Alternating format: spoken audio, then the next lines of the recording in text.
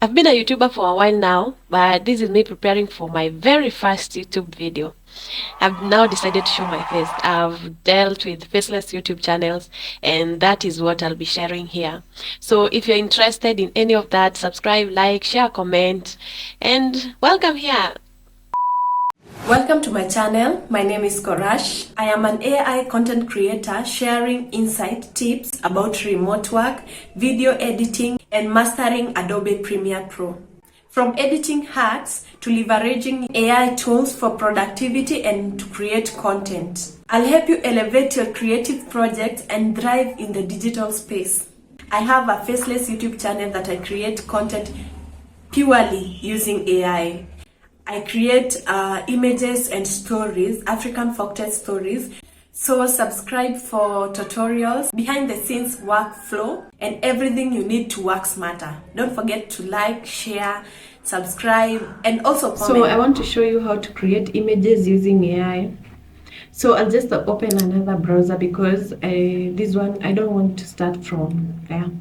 So you just search ChatGPT and then always choose the chatgpt.com. There's so many websites.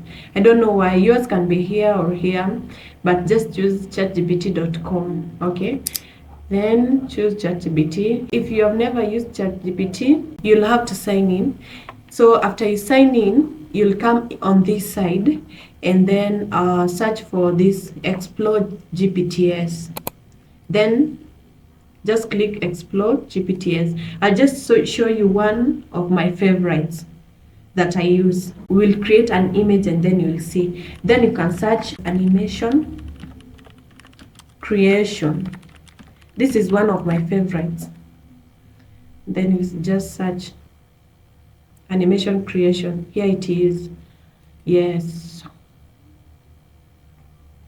Then you'll start. If you have not paid for it, you just start chat.